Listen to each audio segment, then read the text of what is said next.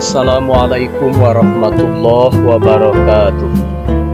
Innal hamdalillahi nahmaduhu wa nasta'inuhu wa nastaghfiruh wa na'udzu billahi min sururi anfusina wa min sayyiati a'malina may yahdihillahu fala mudhillalah wa may yudlil fala hadiyalah. Asyhadu an la ilaha illallah wahdahu la syarikalah wa asyhadu anna Muhammadan abduhu wa rasuluh. Allahumma salli ala Sayyidina Muhammad wa ala ali Sayyidina Muhammad. Ibadallah, usikum wa nafsi bitaqwallah azza wa jalla haitsu qala tabaraka wa ta'ala a'udzu billahi minasyaitonir rajim.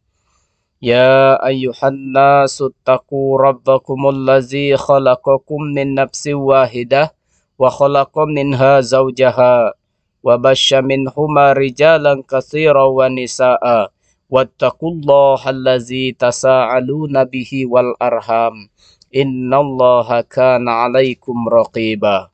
Jemaah salat Jumat yang dirahmati oleh Allah Subhanahu wa taala, kami berwasiatkan kepada diri kami dan juga kepada seluruh jamaah sekalian dengan wasiat yang sangat mulia. Mari kita tingkatkan iman dan takwa kita kepada Allah Azza wa Jalla. Mari pegang teguh syariat-syariatnya. Mari tegakkan syariat solat wajib 5 waktu. Mari tunaikan hak-hak dan kewajiban-kewajiban kita sebagai hamba Allah Azza wa Jalla dengan sebaik-baiknya.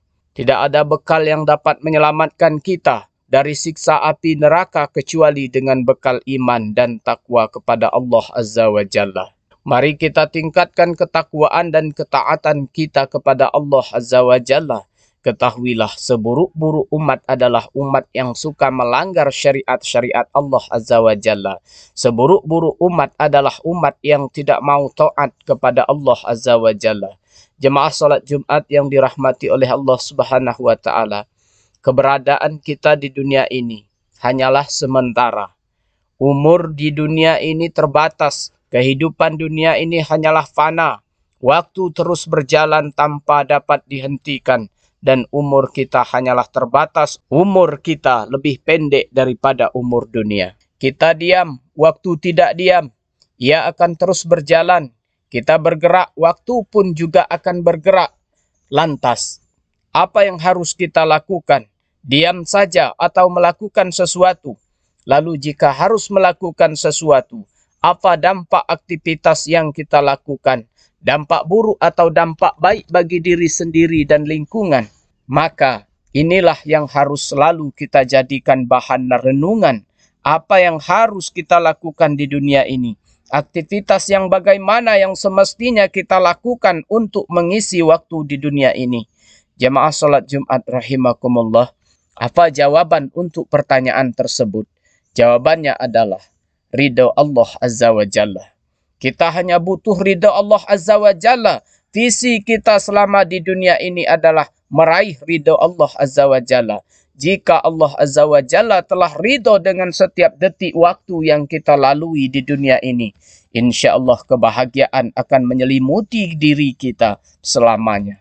Jika visi hidup kita di dunia ini bukan untuk meraih ridha Allah Azza wa Jalla, maka yang akan kita dapatkan adalah neraka jahanam. Nauzubillahi min zalik. Allah Azza wa Jalla berfirman, Bismillahirrahmanirrahim. Afamanittaba'a ridwanallah kaman ba'a bisakhatim minallah wa ma'wahu jahannam wa bi'sal masir. Maka adakah orang yang mengikuti keridhaan Allah sama dengan orang yang kembali membawa kemurkaan dari Allah dan tempatnya di neraka jahanam?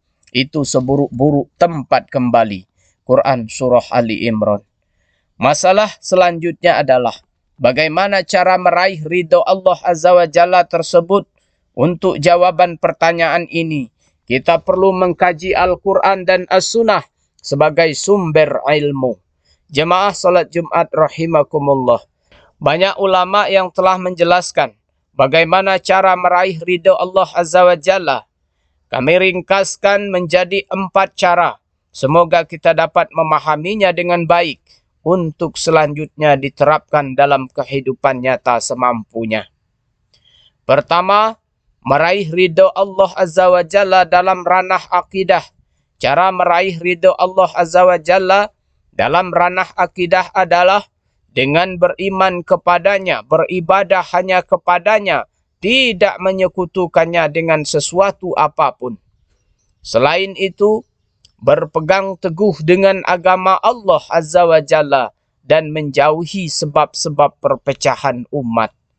Dari Abu Hurairah radhiyallahu anhu, Rasulullah sallallahu alaihi wasallam bersabda, "Innallaha yarda lakum salasan wa yakrahu lakum salasan, wa yarda lakum an ta'buduhu wa la tusyriku bihi syai'a, wa an ta'tasimu bihablillahi jami'an wa la tafarraqu, wa yakrahu lakum qila wa qala wa kasratas su'al wa ida'atil mal." Sesungguhnya Allah menyukai bagimu 3 perkara dan membenci 3 perkara. Dia menyukai kalian supaya beribadah kepadanya dan tidak menyekutukannya dengan sesuatu apapun. Kalian berpegang teguh dengan agamanya dan tidak berpecah belah. Dan Allah membenci kalian dari mengatakan sesuatu yang tidak jelas sumbernya, banyak bertanya, dan menyia-nyiakan harta. Hadis riwayat Muslim. Iman, tauhid, dan ikhlas. Ketiga hal ini akan mengantarkan kita untuk meraih ridho Allah Azza wa Jalla. Jemaah solat Jumat rahimakumullah. Yang kedua, meraih ridho Allah Azza wa Jalla dalam ranah ibadah amaliyah. Cara meraih ridho Allah Azza wa Jalla dalam ranah ibadah amaliyah adalah dengan memperbanyak amal yang bernilai ketaatan dan ibadah. Dalam hal ini, lurusnya niat menjadi syarat penting dalam beramal. Sebagai contoh puasa, secara umum puasa merupakan amal ibadah untuk mendapatkan ridho Allah Azza wa Jalla.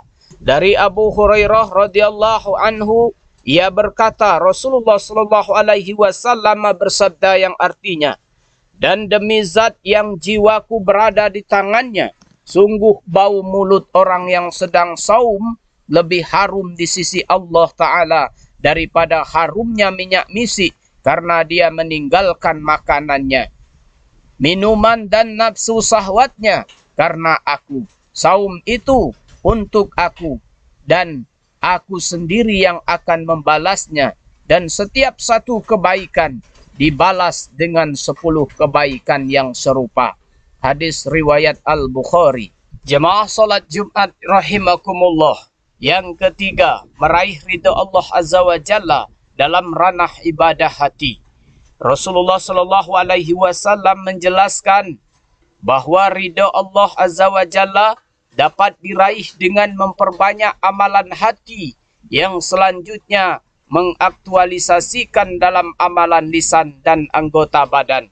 Dari Anas bin Malik radhiyallahu anhu, Rasulullah sallallahu alaihi wasallam bersabda, "Innallaha la yarda 'anil 'abdi ayya'kulal aklata fayahmaduhu 'alaiha aw yashraba syarbata fayahmadahu 'alaiha."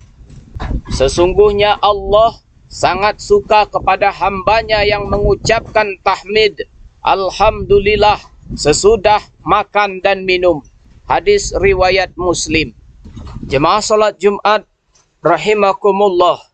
Yang keempat, meraih ridho Allah Azza wa Jalla dalam ranah muamalah.